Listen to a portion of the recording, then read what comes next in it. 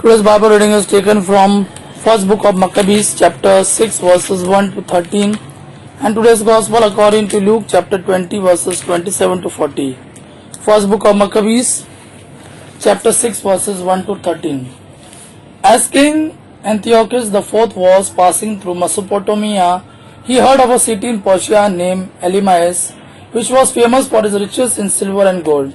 The temple was very rich, containing gold shields, armor, and weapons left there by Alexander, son of King Philip of Macedonia, who was the first to rule over the Greek Empire.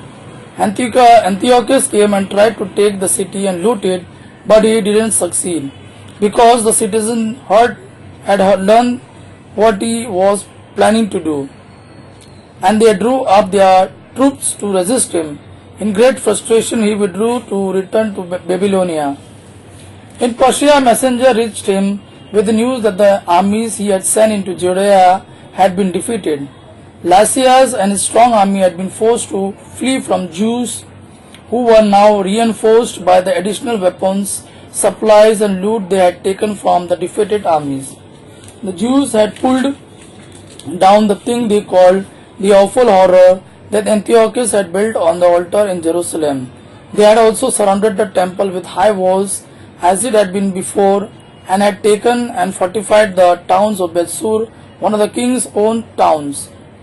When the king heard this report, he was so dumbfounded and terribly shaken that he went to bed in a fit of deep depression because things that had not turned out as he had hoped. He remained ill for a long time as waves of despair swept over him, until he finally realized that he was going to die. He called together all those to whom he had given the title Friends of the King and said to them, "I cannot sleep and my heart is broken with grief and worry. At first I asked myself why these great waves of trouble were sweeping over me, since I have been kind and well liked during my reign. But then I remembered the wrongs I did in Jerusalem when I took all the silver and gold objects from the temple and tried without any good reason to destroy the inhabitants of Judea.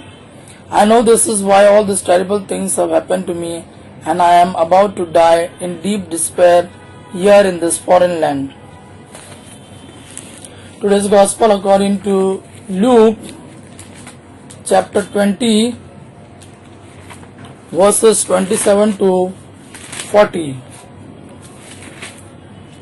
Then some Sadducees, who say that people will not rise from death, came to Jesus and said, Teacher, Moses wrote this law for us.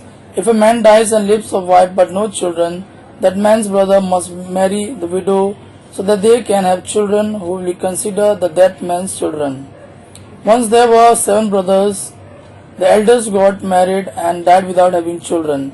Then the second one married the woman, and then the third. The same thing happened to all 7. They died without having children. Last of all, the woman died. Now on the day when the dead rise to life, whose wife will she be? All 7 of them had married her. Jesus answered them, "The man and woman of this age marry, but the man and woman who are worthy to rise from death and live in the age to come will not then marry. They will be like angels and cannot die. They are the sons of God because they have risen from death." And Moses clearly proves that death are raised to life. In the passage about the burning bush, he speaks of the Lord as the God of Abraham, God of Isaac, and God of Jacob. He is the God of the living, not of the dead, for to him all are alive. Some of the teachers of the law spoke up, "A good answer, teacher," for they did not dare him to ask him any more questions. Gospel of our Lord Jesus Christ. Praise the Lord Jesus Christ. May God our Father and His Son Jesus fill you with His mercy, peace and love. Amen.